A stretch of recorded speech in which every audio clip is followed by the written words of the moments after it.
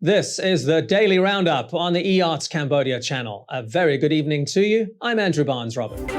Making headlines tonight. The Prime Minister urges the Education Ministry to consider reopening schools wherever it is safe to do so. America's last troops leave Afghanistan after 20 years of occupation that have only put the Taliban back in power. And the UN hails the end of leaded petrol as Algeria becomes the last country on earth to run out of the highly toxic fuel. Prime Minister Hun Sen has urged the Minister of Education to start reopening schools as soon as possible. He wants to start with schools in areas with low rates of COVID-19 infection. The Prime Minister delivered a speech on Tuesday morning, pointing out that most rural areas across the kingdom have very few cases of the coronavirus. He says the Ministry of Education should start reopening their schools to avoid student dropouts, which he says could lead to a more serious situation in the country. The Prime Minister has stressed, though, that any decisions to reopen schools will be left to the Education Minister and provincial governors. EAC News reporter Reo Soko has our top story. Prime Minister Hun Sen has suggested that Minister of Education Hang Chun-narong reopen schools wherever it is safe to do so. He has emphasized that with the duration of school closures nationwide, it could be a more serious problem for the country when students are not learning at all. The Prime Minister says students in rural areas do not have access to the internet for online learning. In most rural areas, teachers are providing workbooks or home assignments, often with only part-time parental supervision. The Prime Minister says this leaves him feeling fearful for the future of the kingdom's children. He says they might even forget the alphabet if their schools remain closed for much longer. He's now urging the Minister of Education and governors to have a serious look at when schools can reopen safely. I think rural schools, even at the primary level for children under 12, can go back to school because there are no infections. I suggest flexible thinking and practical implementation of the preventative measures in each province when it comes to reopening schools. Where it is possible to open a school, then let it reopen, while for places where it is not possible, then students should learn remotely or online. Where possible, let there be a mix of face-to-face learning and distance learning, otherwise our young children will be in a dangerous position. The majority of the population of Phnom Penh and Kandal are already protected against COVID-19. Infections in Phnom Penh are declining, and those who become infected do not develop serious illness. Mortality has also decreased. So this is a positive point for the reopening of the socio-economic sector across the country, including the field of education. As of Monday, over 1.5 million children between the ages of 12 and 17 have already received at least their first dose of Sinovac. More than 300,000 have been fully vaccinated. The Prime Minister says booster shots will also be given to children to give them even more protection against the virus. An additional 2 million doses of Sinovac arrived in the kingdom from China on Tuesday morning. Reyes Soko, EAC News. Teachers and lecturers have welcomed the Prime Minister's announcement. Both public and private school teachers and university lecturers have been working from home for well over 6 months and say they're desperate to get back to in-person learning. EAC News reporter Johnny McCune has that story. Schools and universities shut their doors in March to stem the spread of the virus.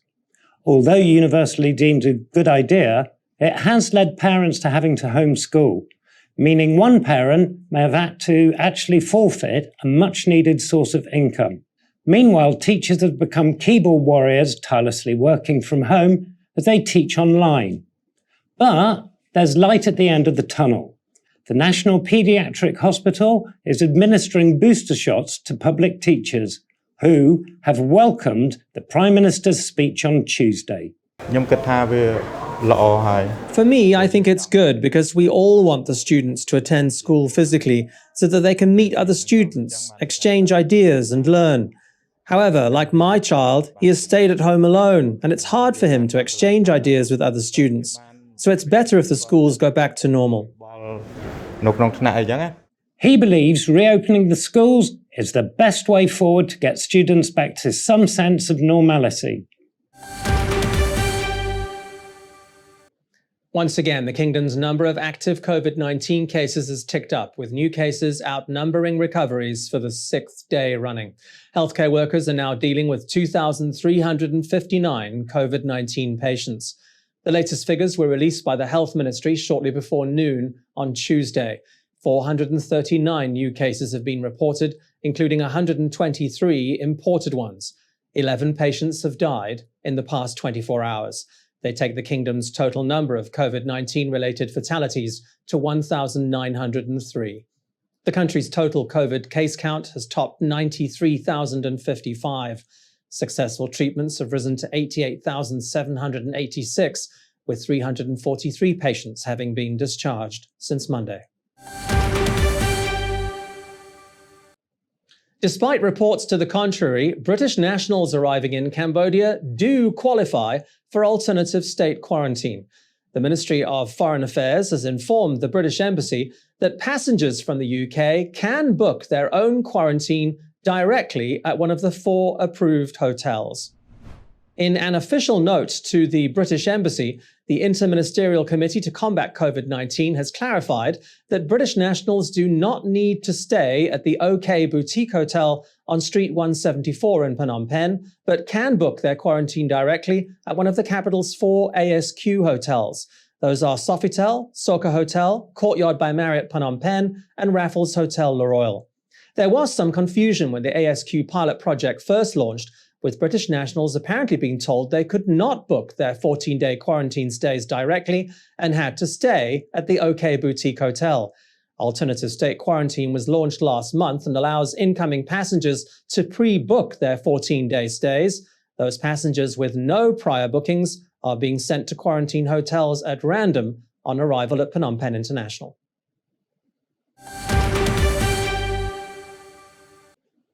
The 2 dead bodies recently discovered in Phnom Penh are believed to be foreign nationals.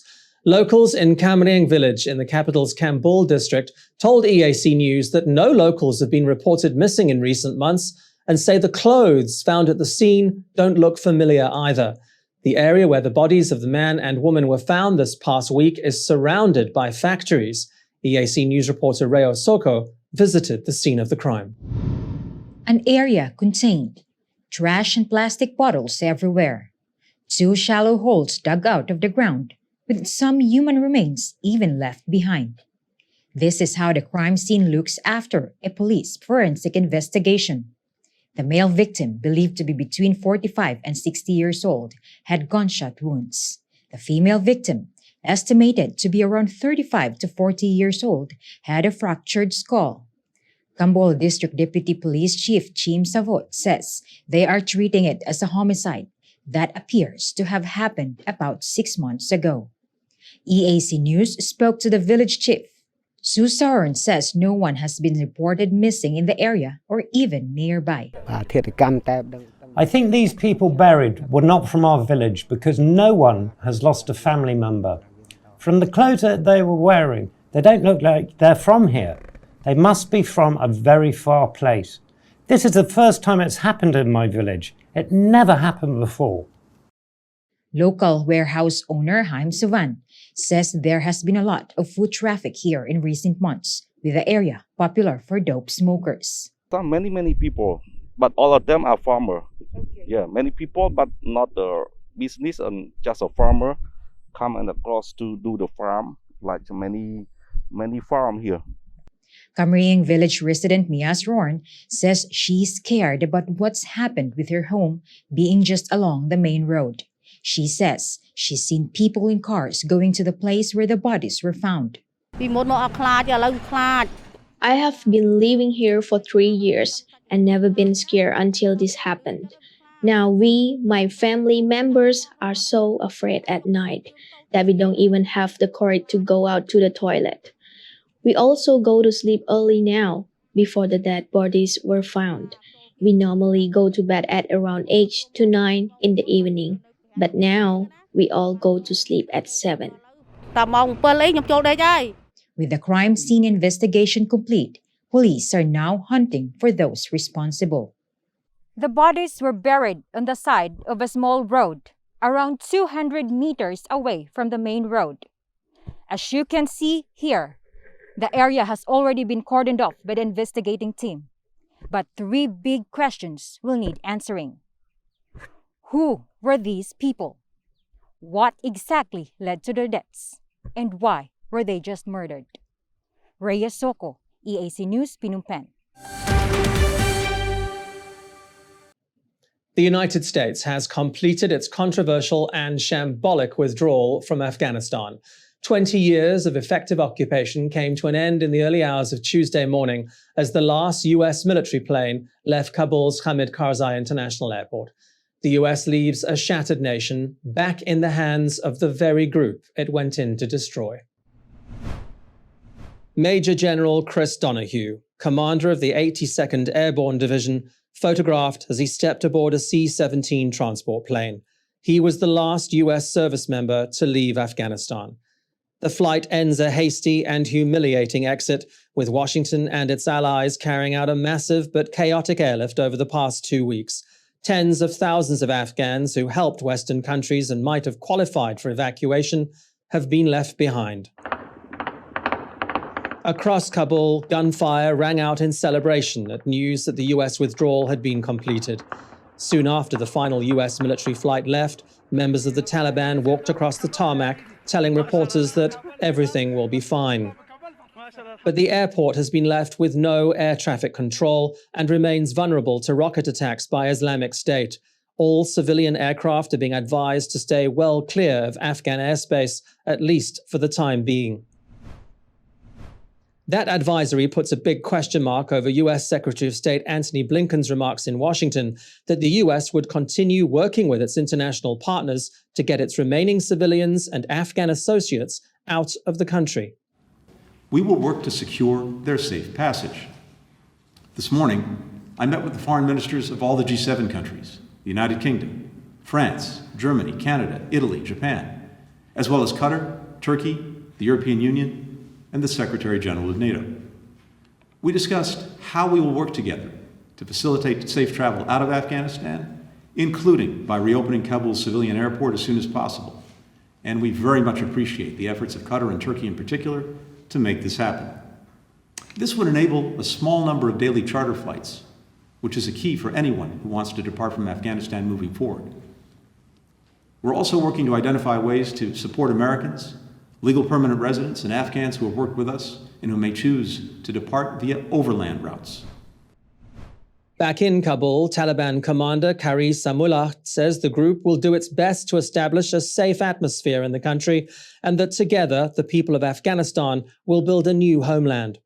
On the streets there is fear, though, with memories still fresh of the Taliban's previous regime, during which music was banned, women were not allowed to work, and girls were barred from education. Public executions were also commonplace. The United Nations says the country is facing a dire humanitarian crisis, cut off from foreign aid amid a drought, mass displacement, and the pandemic. A chaotic occupation may be over, but an extremely uncertain future has begun. And now for a look at some other news making headlines around the world this Tuesday, the 31st of August. More than 1 million people across Louisiana and Mississippi could be in the dark for weeks as officials take stock of the damage from Hurricane Ida. Widespread power outages reached as far north as over 250 kilometers from where the hurricane made landfall. Ida hit Louisiana on Sunday as a Category 4 storm, packing winds of 240 kilometers an hour. It was the 5th strongest to ever hit the U.S. mainland, exactly 16 years after Hurricane Katrina. At least 4 people have been killed. New Orleans Mayor LaToya Cantrell expects that number to grow as over 5,000 National Guard members launch a search and rescue operation. The good news for the city is that its flood defenses, strengthened in Katrina's aftermath, have done their job. Governor John Bell Edwards says the levees have performed magnificently, but the damage is still catastrophic. An equally bad time being experienced by Mexico, with dramatic footage capturing the intensity of Hurricane Nora. Locals told Reuters the house had already been evacuated before it collapsed. Nora has now weakened to a tropical storm and has claimed the life of at least one person. In other parts of the region, towns have been flooded, trees have been uprooted, and power lines are down. Nora is expected to continue weakening as it moves north-northwest over the next few days. And a major step forward for the health of the planet. Leaded petrol has been eliminated after the world's last remaining stocks were used up last month. The UN's Environment Programme has been working for the past 19 years to end the use of the poisonous substance that poses major health and environment risks. Algeria was the last country on Earth to be using it and exhausted its final stocks in July. The UN says leaded petrol has been contaminating air, soil, and drinking water. It's been linked to heart disease, stroke, and cancer. Some studies even show it harms brain development, especially in children. UN Secretary-General Antonio Guterres called its eradication an international success story. Ending the use of leaded petrol will prevent more than 1 million premature deaths each year from heart disease, strokes, and cancer. And it will protect children whose IQs are damaged by exposure to lead. He says the elimination of leaded petrol shows what can be achieved through collaboration and called for similar initiatives towards emissions-free transport and tackling climate change.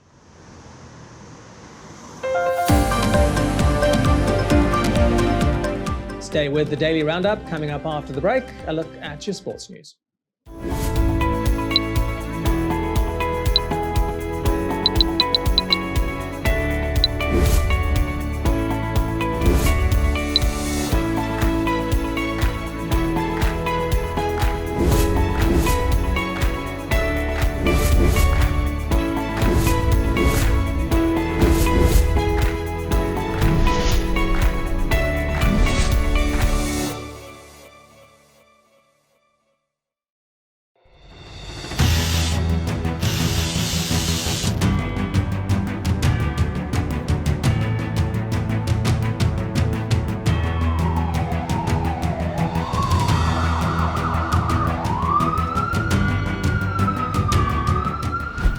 EAC News fully supports the Royal Government of Cambodia's preventative and administrative measures against COVID-19. But we need you to play your part in helping bring the 20 February community transmission event to an end. Wash your hands regularly, sanitize wherever possible. Keep an eye on your body temperature. Use the Stop COVID QR code and maintain a safe social distance. But above all, please, please, please, wear a mask. Only together can we beat COVID-19.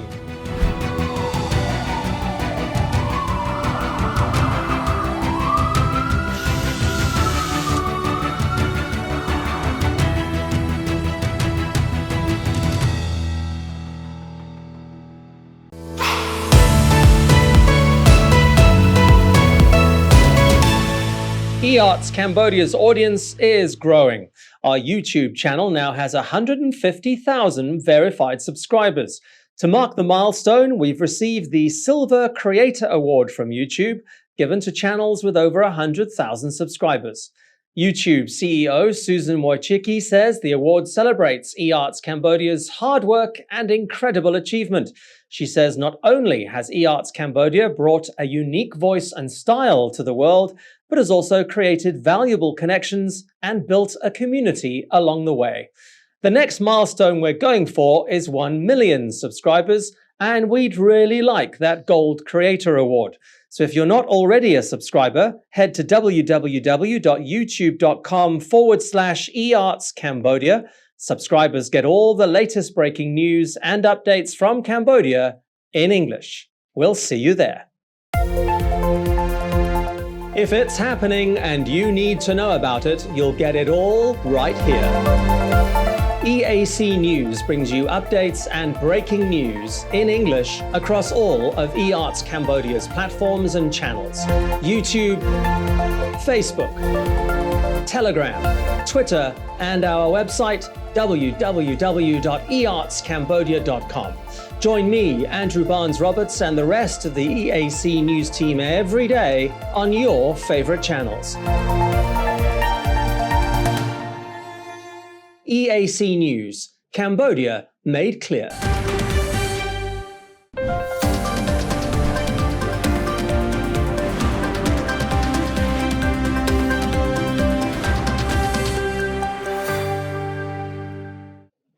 Cristiano Ronaldo spent Monday training with Portugal ahead of their World Cup qualifier against Ireland on Wednesday. The training session came a day after Ronaldo reportedly completed a medical in Lisbon ahead of his return to Manchester United. Juventus and Man United have yet to actually confirm the deal, but reports say Ronaldo has agreed to personal terms for a 2-year contract with the Premier League giants. An announcement is expected later on Tuesday, with the Premier League's summer transfer window closing in the early hours of Wednesday morning, Cambodian time. Man United are rubbing their hands in glee at having one of their biggest ever stars coming back. Ronaldo won 8 major trophies at United between 2003 and 2009 before sealing a then world record $110 million move to Real Madrid. With the English League paused for the international break, Ronaldo is expected to play his first game back at Old Trafford when United host Newcastle next Saturday. A whole host of world records fell at the Paralympic Games in Tokyo on Monday. Swimming and powerlifting were the standout events. In the pool, China's Ma Ji smashed the world record in the final of the women's 200-meter individual medley SM11 category, just ahead of her teammate, Kylie Wen. Italy's Carlotta Gilli also set a new world record in the women's 200-meter medley SM13 final, swimming far clear ahead of the field. More records went under in the men's freestyle 4x100 relay, with Australia's Ben Popham winning an impressive final stretch to win gold for his team. The powerlifters also produced 2 outstanding performances. Mongolia's Sodnompilji Engbaya lifted a massive world record of 245 kilograms to win gold in the men's 107-kilo final. Nigeria's Folashade Olawafemayo also showed her strength with a new world record of 151 kilos to win gold in the women's 86-kilogram final. The 2020 Paralympic Games end on Sunday. Andy Murray was the big first seed to fall at the US Open. He managed to push Stefanos Tsitsipas to a 5th set, but lost that last set 6-4 to crash out of the tournament. But the biggest headline out of Flushing Meadows on Monday wasn't what was happening on court, but the fact that there were actually people watching it. The pandemic has kept fans away for 2 years, but the pavements and stands of Flushing Meadows were brimming with spectators again this week, even if they had to show proof of vaccination in order to attend. When we got our tickets, I just about cried, just thinking about being back. But I feel outside, I feel safe, and the vaccine thing was huge to feel like it's okay to be here. My kids are tennis players, so they love the game. They've been playing for a while, and we just come as a family. It's good for the kids, and we kind of enjoy it. It's kind of like a mini vacation night, in a sense, so we kind of use it. It's fantastic. We didn't stop playing tennis, but we don't play at this level. So we like to come and see if we can improve our game, but it feels great. Great to see people back, and it's just the energy of this place. It is a very happy place. A mask mandate has not been enforced by the US Tennis Association, but spectators are being advised to wear one if they attend a packed stadium or find themselves in a crowd, a recommendation which everyone seems happy to go along with. All right, let's take a look at what the weather's going to be up to tomorrow.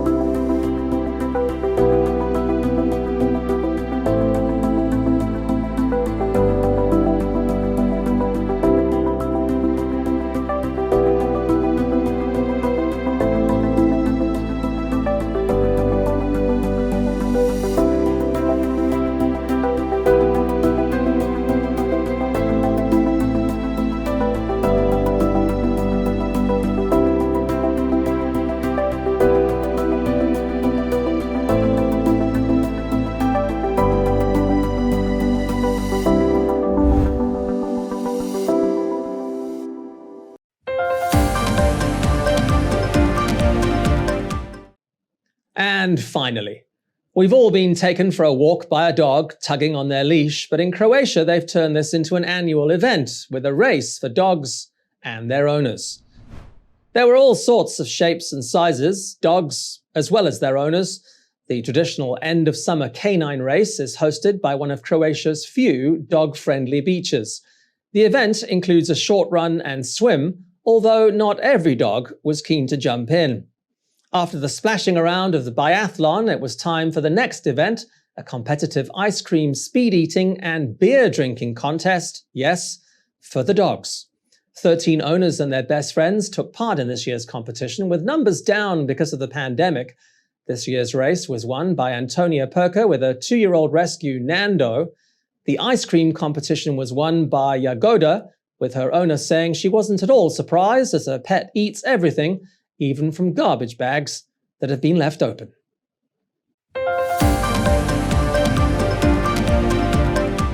Thank you for watching the Daily Roundup here on the eArts Cambodia channel. You'll get more breaking news and updates from our website. Head to www.e-artscambodia.com. You could also search for EAC News on Telegram, as well as at your favorite app store. More from the EAC News team in tomorrow night's Roundup at 8. I'll see you then.